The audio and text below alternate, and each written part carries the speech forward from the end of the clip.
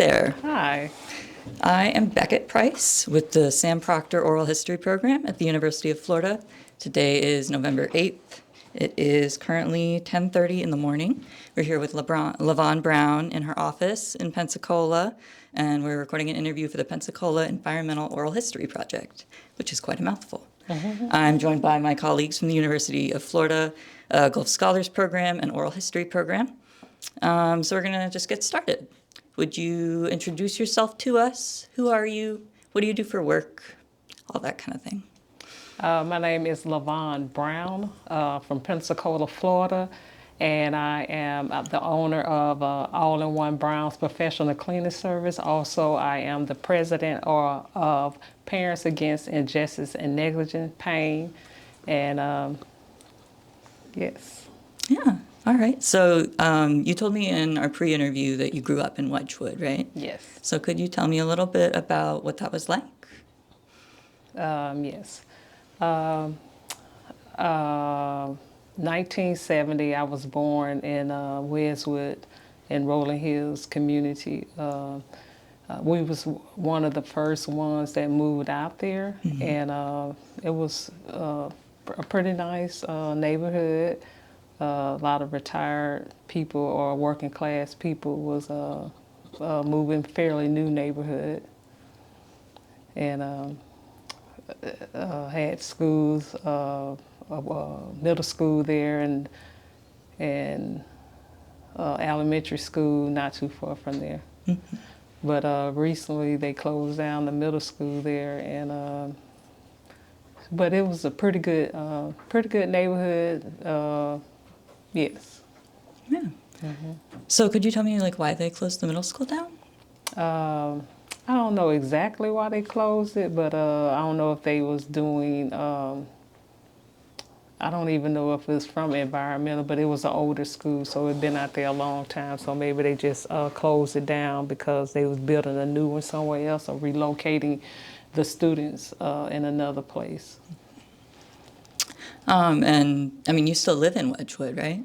Yes, I still live in the Rolling Hills community, yes. Okay, so why have you chosen to stay there?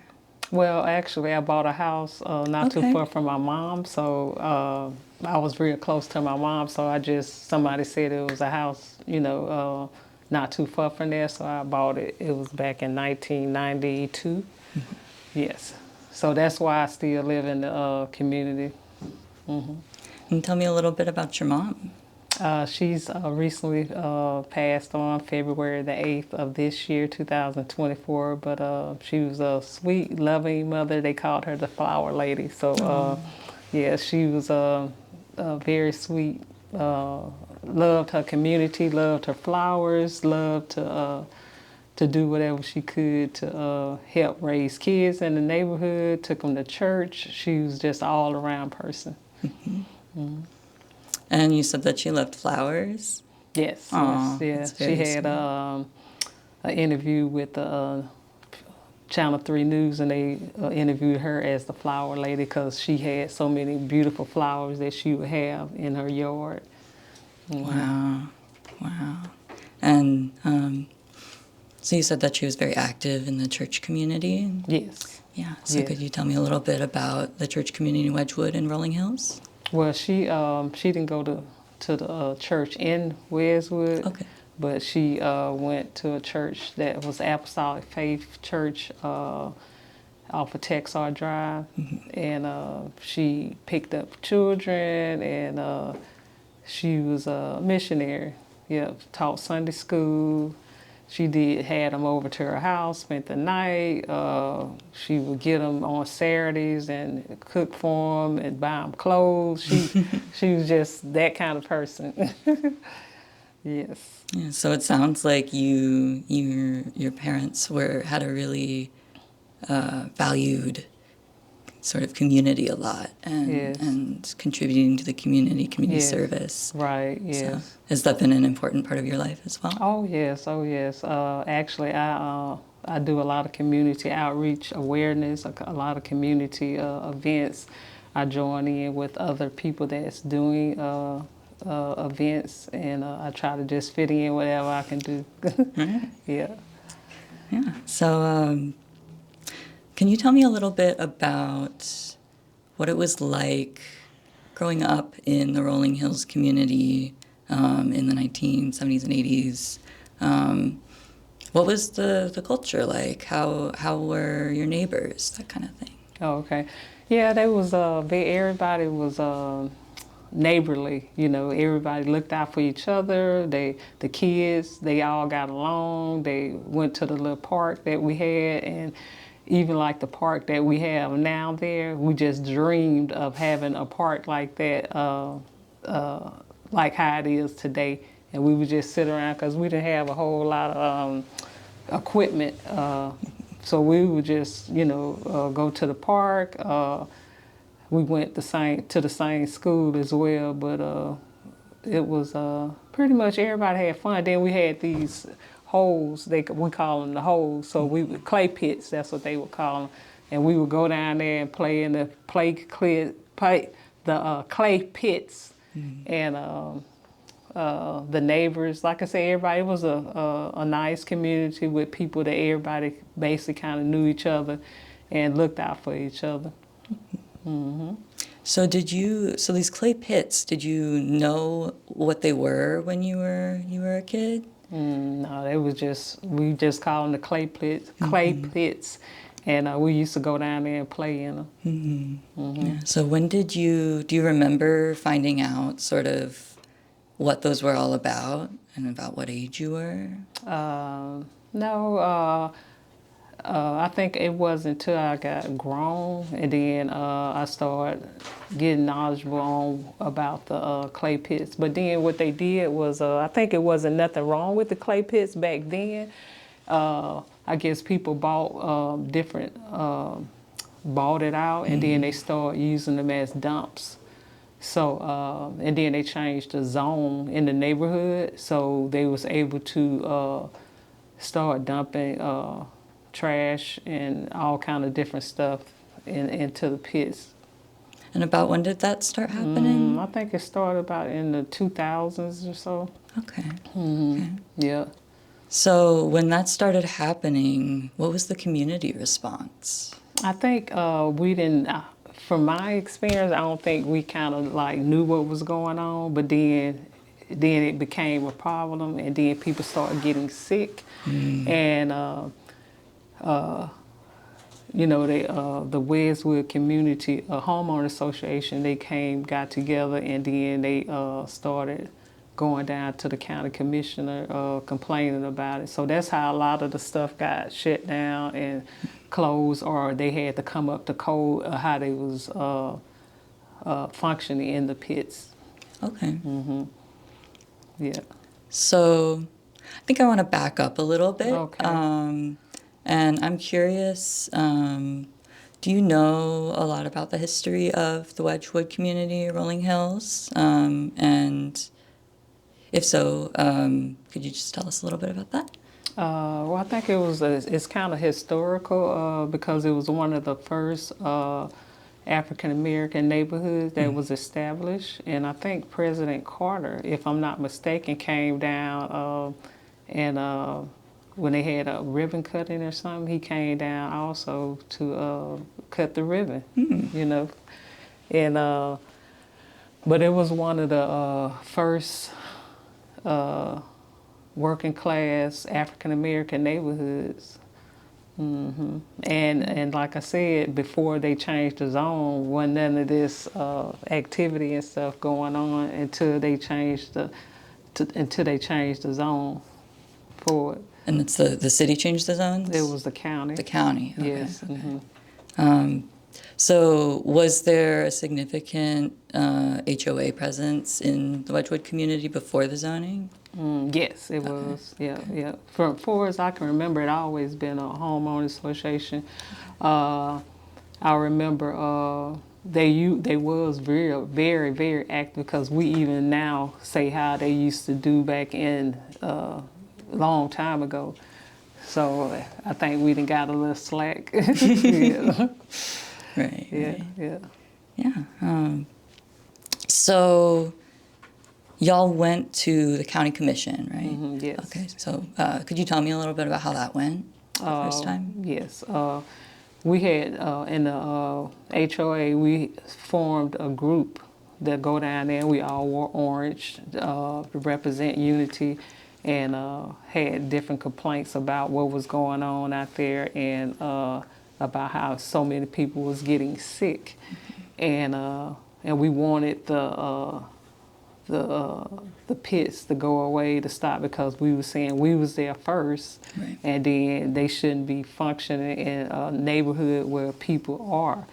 And so it's years. We even now still have to go back and then go to the county commissioner office and complain about different stuff that's going on that be functioning in the neighborhood. I always said that if human life is more important than money, because I guess it's geared to a lot of money, probably that because it's easier. It was easier. I heard people saying it was easier for people to dump there because they didn't have no limitations or anything on the site, so they can dump toxic stuff. I mean, mold, anything that was just all dumping in there.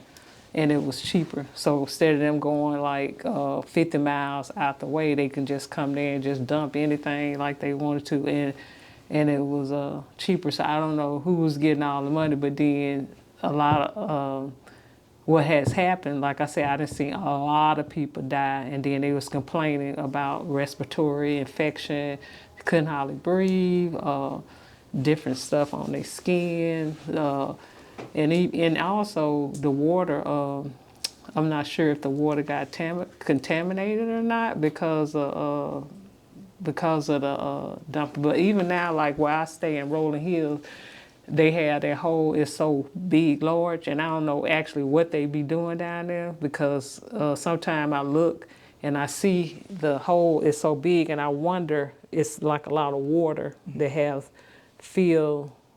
been filled in the hole. So they also take dirt, like the dirt they use is clay, like I guess they need it for building, and they used to really like have trucks and stuff coming just getting the dirt from out of there, and so it didn't cause even a larger hole, but it's a lot of water. Even if you look on the map, you can see how large the area is with water, So hopefully that don't cause our area to be a flood area, because it sits on a higher land or what have you. It sits higher than below. Mm-hmm. So have there been any flooding issues with the pits? Some parts of that, the other part of the neighborhood, they said they did have a lot of problems with the flooding, but where I stay, we don't have any problems with the flooding as of now. Okay. Yes. So what was the county's response to you guys coming and asking about all of this sudden dumping and contamination? Well, they had the people that was dumping. They had the code. They was operating under the code. So they I don't know.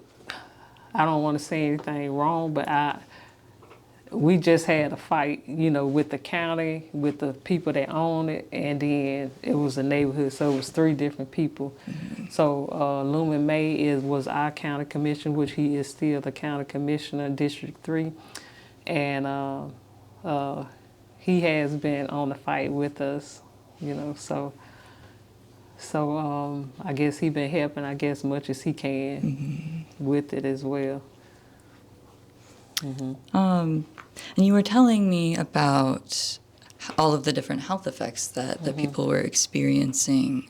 How was their access to health care? How was interacting with doctors about this? Well, they was going to their own doctors, so they just had to come out of pockets. I done heard like some people had tumors. One lady, she said her son just kept having tumors, and I guess they hadn't did enough research to know if it linked to that. I know my son, he was diagnosed with Hodgkin's lymphoma, and I don't know if that even caused it, and then other people have cancer, respiratory infection. A lot of people respiratory problem breathing, and I think the county did put like a air thing or some other out there to monitor the air, and then I guess the county did have them to try to come up to code what they supposed to be if they was going to operate in that area, come up to code what they supposed to be coming up to.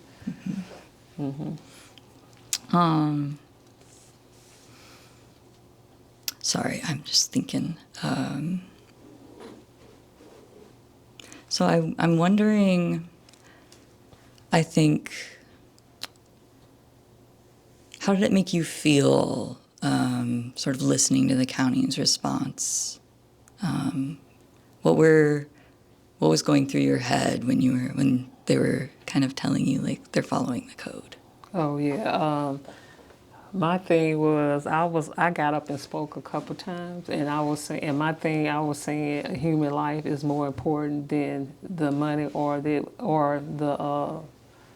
it's just more important, I believe, and that they should not be functioning in a place where people live. Right. So that's what I would always say. Life is more important than risking that for people that live out there. And I mean, a lot of people told their stories, but I know one thing, that they go by facts and all, they don't really care about, like, if somebody crying or if somebody had died or something like that. They just, well, I don't know, they just sit there and they look at you and hear what you got to say. But a lot of people, what they had formed is some of the people that was from, I think they call it ad hoc committee they formed, and they would go to New Orleans, and then they would teach them how to go and present information to the county. So I think that worked. Went a couple times, but I wasn't able to go.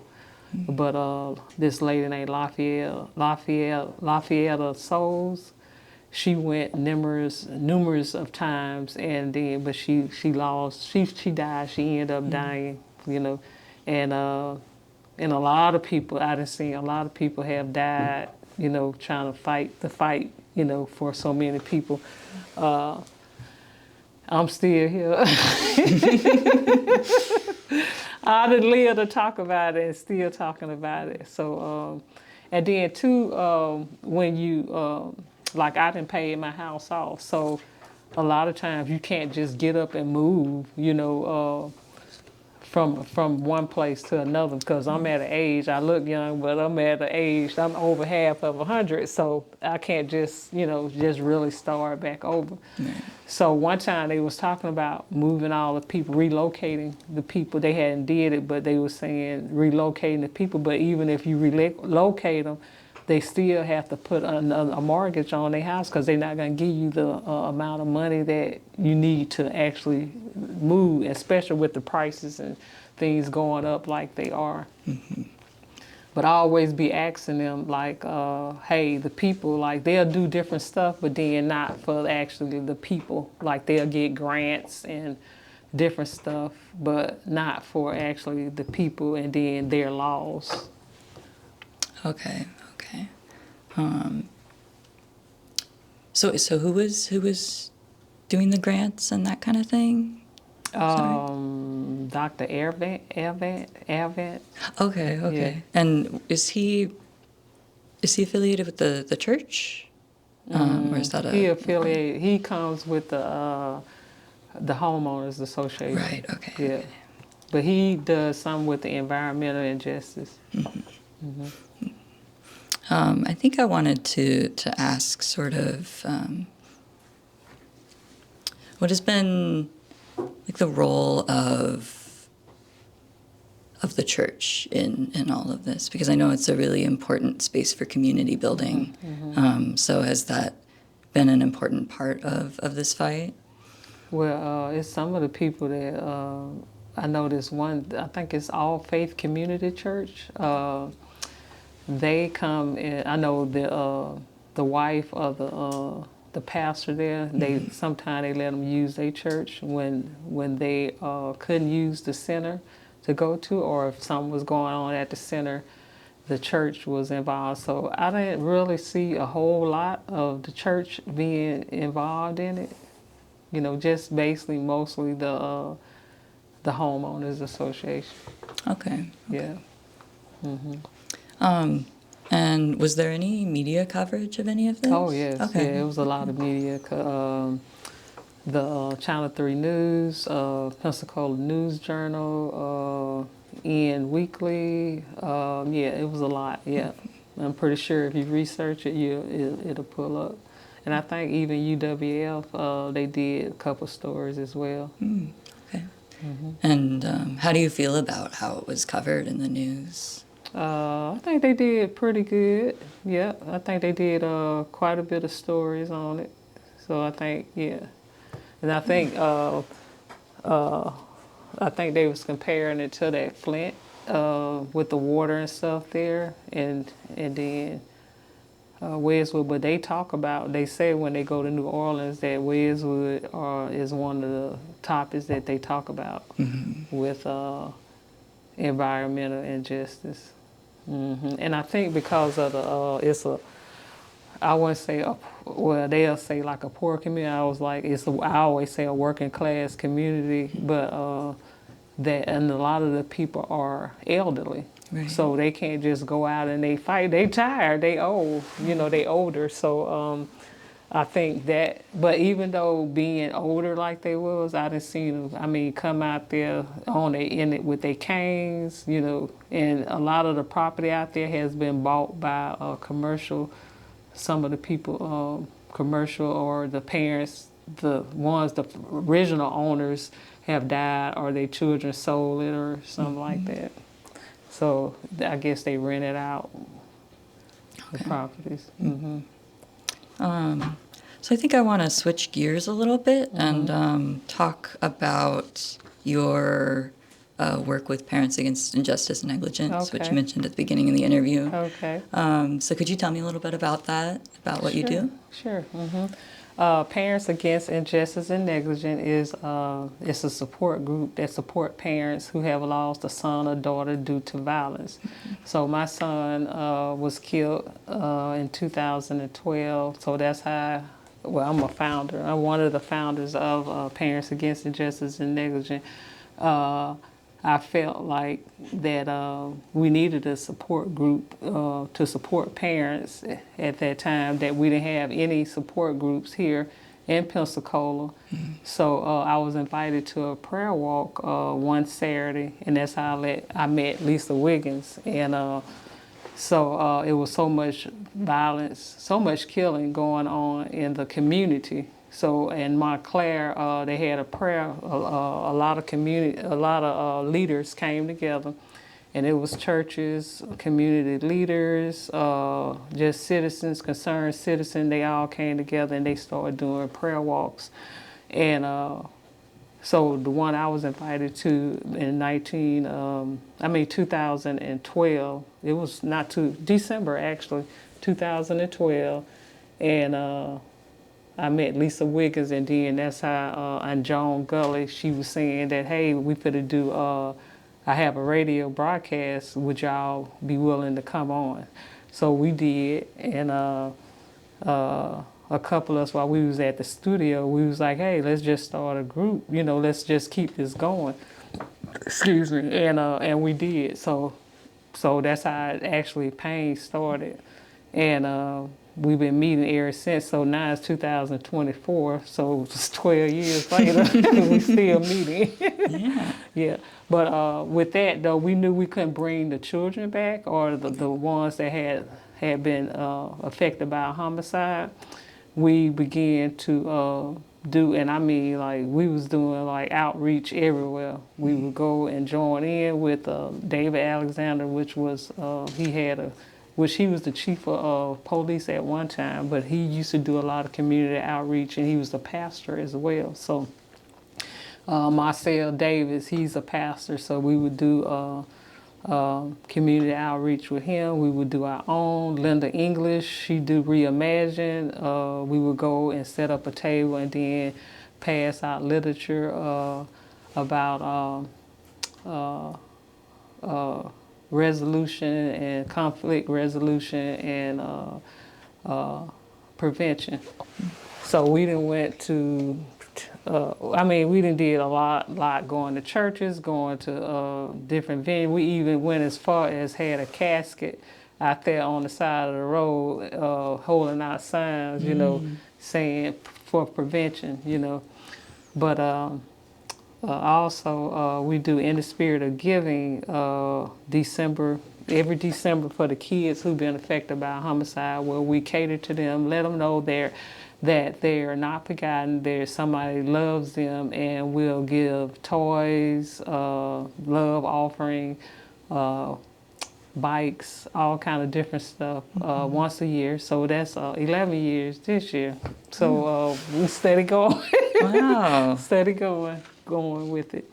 Also, we have the Garden of Peace and Hope, which was our big project that we did, and we started out in 2014, and it's 2024. So it takes a lot of effort and a lot of time to continue to do these things. But we do have, it's the Garden of Peace and Hope, and it's a memorial for homicide victims.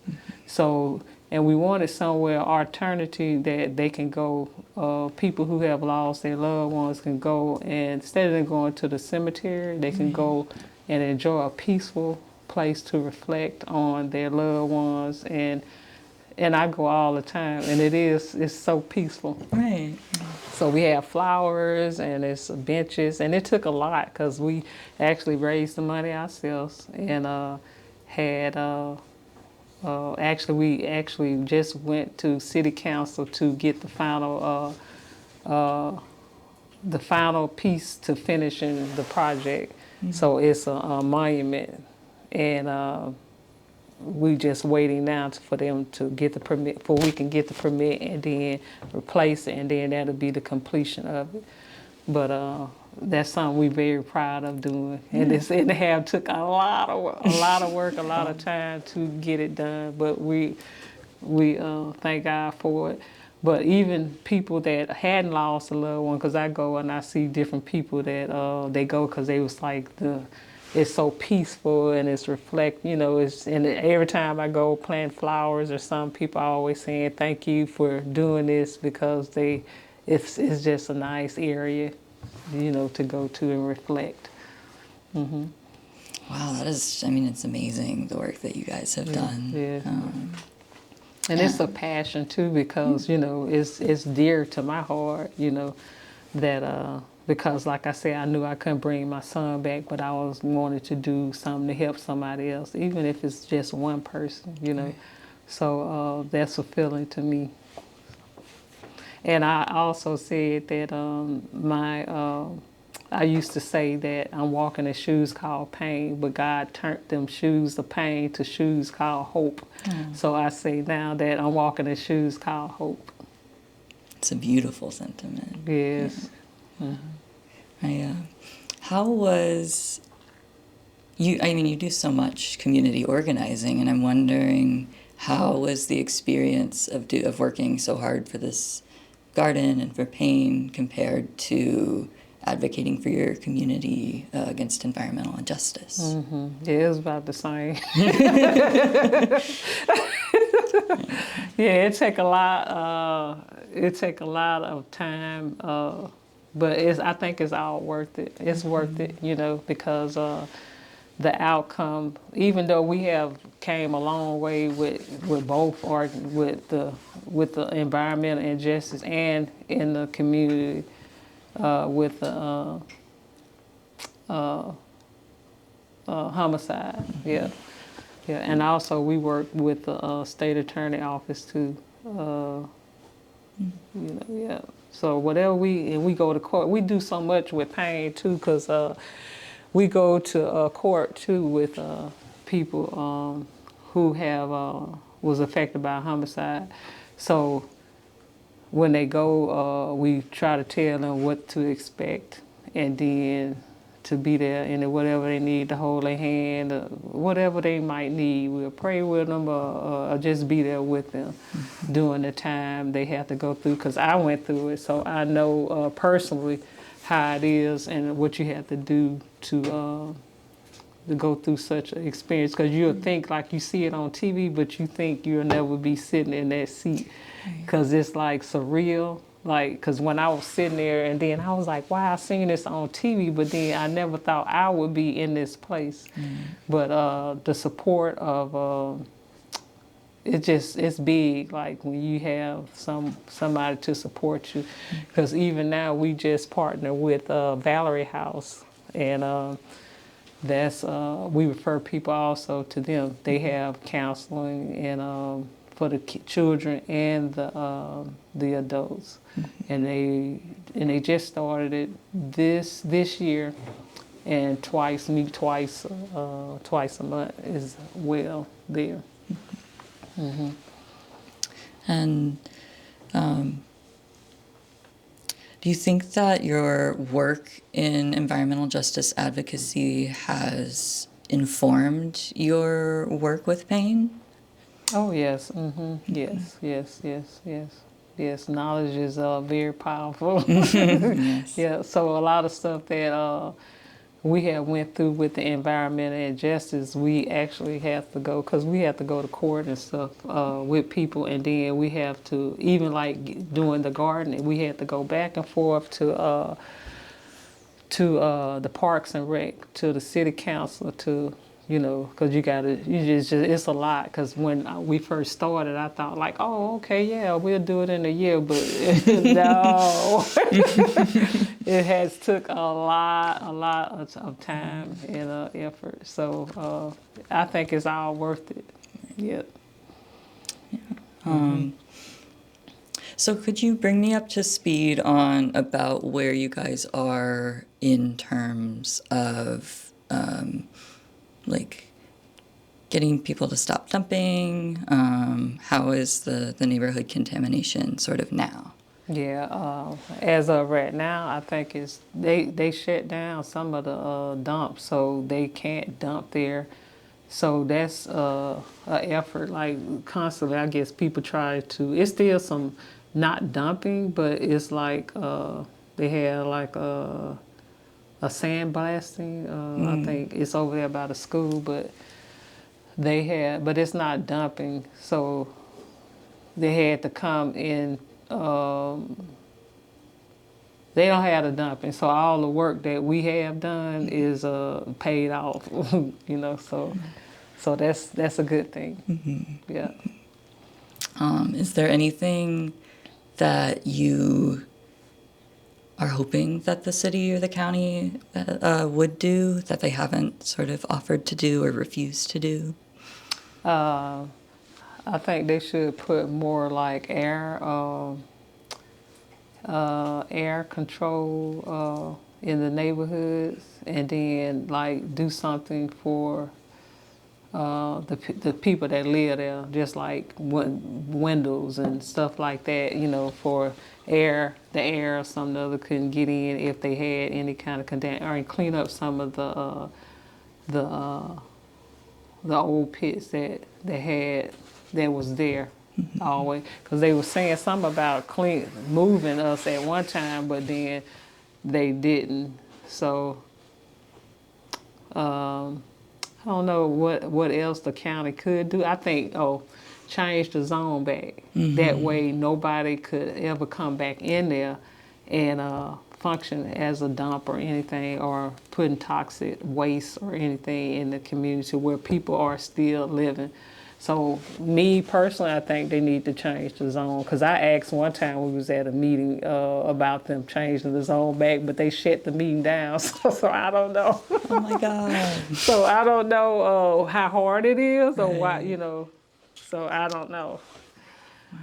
They shut the meeting down? Yeah, they shut it down. Do you know why?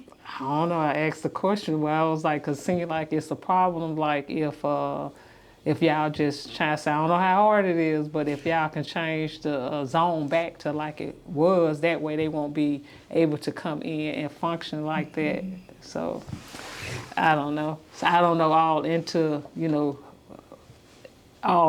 it, but I just asked that question, but they shut it down. Wow.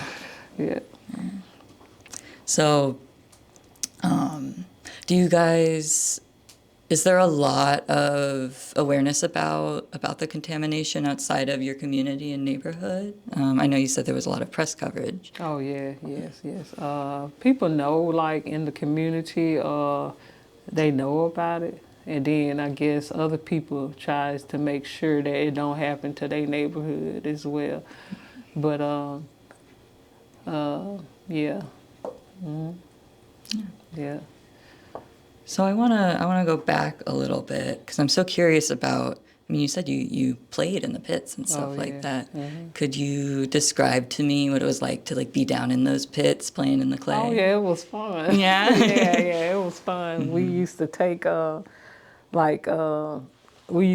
like cardboard or something and like use it as a sleigh or something, go down. Mm-hmm. But yeah, we would go all through there playing because a lot of our people that we grew up, and that's what they'll talk about. Oh, y'all remember we used to play down in the clay pits, and yeah, it was fun back then. Yeah. Yeah, and is that something that people still do? Do they still play? Okay. No, they don't do it anymore. Yeah, no, they don't do that anymore. Mm-hmm. Mm-hmm. Well,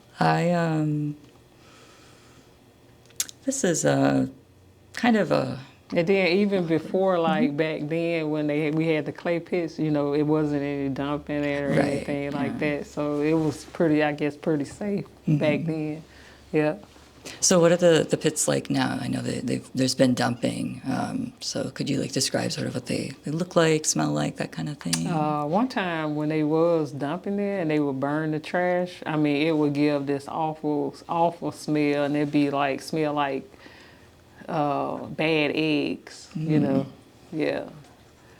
So, but since then they clean that up. So, but I think some people say that's close to it. Sometimes every so often it still seems like they smell the smell that comes up, because it's buried. They didn't bury it and burn. They didn't take and get all the contamination out. They, I guess, end up taking it and burying it.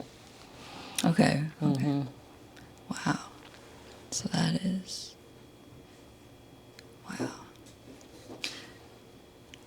This is a little bit of a weird question, so if you don't want to answer it, I totally understand. But we just had a big election, and I was wondering if the results of that election have had any bearing on, like, community, on sort of how you feel about your work. I know I'm asking a ton of questions at once. Basically, what do you think the last election is going to sort of spell for you in the future? Talking about this last one just happened? Just now, yeah, Tuesday one. I don't really know, because a lot of politicians, they say a lot of different things. And then, because everything not going to get done, like they said. Me personally, I voted for Harris. I didn't vote for Trump. But then we had Trump before, and then I wanted to see something different, something new, and then I like what Harris had to say. But I don't know what kind of changes is going to be made, because like I said, it's politicians, they'll say a whole lot of stuff, but then the stuff they say is not going to actually get all of it get done. They'll be able to get some of it done. But my take on that is like, it's already in the decree, like what's going to happen, what's going to be. And then the Bible said, pray for your leaders, So the thing is, whoever it might be in there, you just have to pray for them and hope they make the right decisions for all of us and not just some of us. Right. And I hope the party comes together, because to me, Democrat, Republican, we all people, we need to come together as one. And I think that's the missing link of, of it all, So it's the head, and then you have people underneath, even with the Senate, the House, and all that. Mm-hmm. So voting, I think, is very important, and a lot of people didn't go out and vote. So, and it's a lot, with the voting and the. I'm a true believer of voting. My mama always said too many people have died for you not to vote, but voting do make a difference, and even in the. I go and knock on doors and I be like, oh, are you going to vote? And they be like, no, I ain't going to vote. But it's so important, and that it affects like your local, your government, all kind of things is who you put in there. And then some people get mad, be like, oh, they didn't want that. Or they didn't want that person in there, but then they didn't go out and vote. And I think that we all should go and vote. And it makes a big old difference, because sometimes politicians think like, oh, they can do anything, or they're gonna be able to stay in there. But then that's the beauty about too, because if they're not doing what they're supposed to do, you can also, you can also vote them out of there and get somebody else. So, but you gotta go vote. Mm-hmm. You gotta go and do it. So I'm an advocate for voting. Yes, please go vote. Yes, I absolutely agree. Yes. So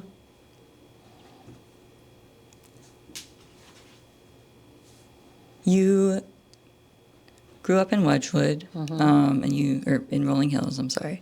And did I grew up in Wedgwood. In Wedgwood. I live in Rolling Hills. I'm sorry. Yeah. Okay. How has it been to raise a family in that neighborhood? Pretty much like it was pretty much okay. Mm-hmm. Yeah. Mm-hmm. Yeah. Mm-hmm. Until, like I said, till they started all this dumping, Right. Yeah, the dumping and the environmental injustice. Mm-hmm. But like I said, where you gonna go? Yeah. If you didn't put all, then bought a house and everything, and it's not that easy. And I understand now, like, some people like, why do they stay? Because they can't really go buy somewhere else after they, even like my mom, 1970, she moved out there, and she lived there till she died. Mm-hmm. And even like I said too, you don't know, she was 85 when she died, and thank God she lived a long life. But then she said one time, because she used to deal with the dirt and stuff, and she was saying that she believed that some of the dirt and the leaves and stuff was contaminated because she would break out like with certain leaves and stuff like that. So she was like, be careful about getting leaves from different places and stuff like that, because it was something that was that was something, she said it was something with the leaves and stuff like that that caused itch or rash, right, or something like that. And she had a flower garden, right? Mm-hmm. Yeah, so she loved to work outside, I assume. Yeah, she loved to work outside, yeah. And she was even complaining about some of the smell that was out there, because she was like, oh, the smell that's out there. And she lived like right there by the dump. I mean, like about 3 houses down from the dump. So she started having like some problems too with her breathing. Yeah, that's why I always say we don't actually know, like what kind of respiratory infection or something like. And my kids, they used to play out there as well. So. But you just don't know, because that's why I asked the first question, how did my son get the cancer? Did this come from that? And they were like, well, they don't know, So you really wouldn't know, Yeah. And how was it, when you found out that your son got cancer, how did that feel? Oh, I was devastated. Yeah. So, when you find out something like that, you educate yourself on like what you have to do in the situation, because your whole life changed just like that overnight. So, but I did ask the question though, like, well, did this come from, the environment and just stuff? But, you just go ahead, you don't keep the focus on that, you just go and try to get the person well or treated or what have you. But luckily for my son, I believe in the power of prayer, and actually he got healed. So he had stage 4 cancer, and they said that, and I asked, is that the highest? They said, no, I said, what is the highest? They said that was the highest. But he did get healed from it. So thank God for that. Yeah, absolutely. And now he's in the Marines, so he should get ready to get retired too. So yeah, so he got a wonderful story. Yeah. Yeah, that's amazing. Yeah, I'm glad to hear that he's doing well now. Yeah, he's doing well. Yeah. Yeah. So I guess one of the big questions I have is sort of, what are your hopes for your community? What are your hopes for your family? Especially, with all of this, I mean, just so much injustice. Yeah. Hopefully that for my family, the community, everybody will come together and make sure we have a clean, safe place to live in.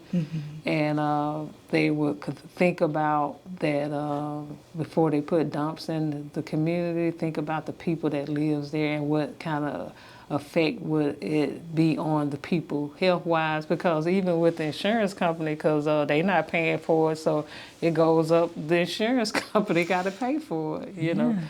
So, and it affects, it's just like a domino effect, because if you get sick, then you can't go to work, so then you won't, and then it causes a financial situation as well. So just a domino effect. And then also if you have children, you can't take care of your children properly because they depend on the parents to take care of them. Right. So it's just like domino effect. So much effect. But I hope that everybody can come together as one. And when everybody come together as one, is so united. I always use a statement is, if everybody do a little, you don't have to do a lot.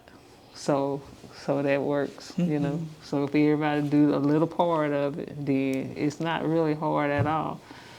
So, and then it don't matter, long as if somebody come up with an idea, long as somebody use it, it don't matter who gets the credit for it, as long as it's being done.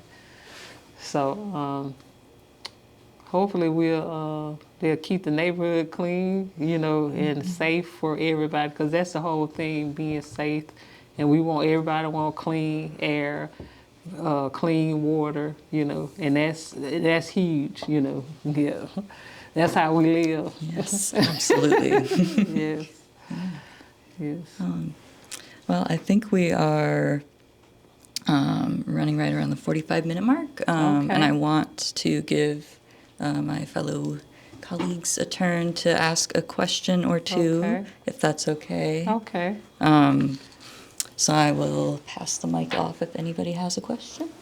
Oh, going this way. Hi, my name is Hannah Bokor.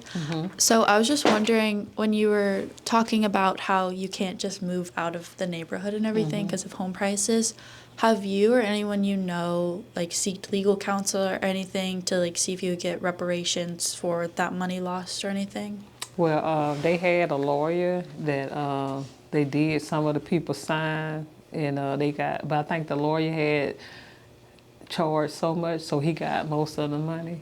And then they didn't get, I think, from my understanding, they got like $800 or something. So that's not a whole lot. So, yeah, I didn't sign. So whatever, anything that do comes about, I will still get something. Yeah, and I told my mom, don't sign, but she's gone now. But no, they hadn't really compensated. Yeah. Okay, thank you. Hi, I'm Caitlin Remmert. I heard you talk a lot about like the health issues in your community and not knowing for sure what it was linked to. Right. I was kind of wondering, when did you guys like start first like putting the pieces together that like maybe like the environmental like toxins and damage is linked to like the issues that's going on in your community? I think it was back in had to be back in the 2000 and I'm not sure, but it was in the 2000. Yeah. Yeah, and what kind of did that look like for you guys? Like what was like the process of that, or like what did it feel like to know that like what was going on in your environment was kind of affecting your community in that way? Oh yeah, it was upsetting. You know, a lot of people was they was upset about it and seemed like really nothing they can do. But actually, like when they came to the homeowner association, that's what they got help from, and they came together and then started going to the county commission complaining about it.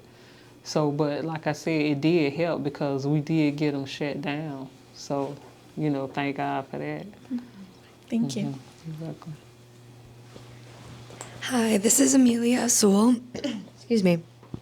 I know that you've done so much great work over the past over a decade, and I've heard you say a couple of times, you know, that you feel it was very worth it for you, and you know, I assume you don't regret any of that work that you've done and all that time and work that you've put in.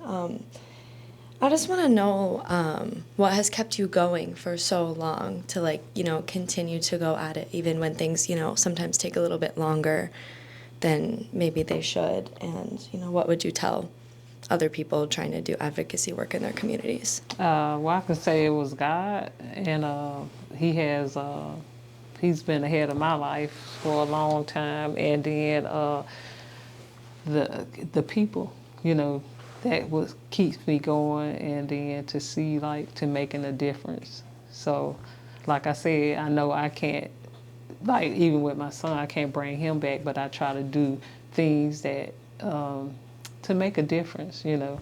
So I just have the love for people, and I have the gift of helps. So I try to help people. Thank you. You're welcome. Hi, this is Becca Burton. I was really touched with hearing about you and your mother's relationship, and I was just wondering if you could expand. It seems like you have a lot in common, and maybe expand a little bit about your childhood with her, and if you think that's kind of connected to the work you do today. Oh yeah, I guess so. My mom, she raised us. She had it was 7 kids, so she got a divorce when we was young. And me and my mom was real close, so a lot of the things that she did, she taught me. So yes, I believe a lot of the things that she taught me, because even like when I go to the garden and I be doing stuff in the Garden of Peace and Hope, and I be thinking about my mom, and when people comes over there and they was like, oh, it's so beautiful, and I say, well, like my mom says, it's the beauty of the Lord. So, and I think about her when, but yeah, it's a lot of what she have taught us. I believe it's probably in our DNA too. That, growing up around her, how she helped so much in the church, and how she went and picked up kids and had the love for people, and fed children and gave them clothes, you know, even though she didn't have a whole lot, but then she wanted to do for others. And I think probably being around her, yep, I think so. All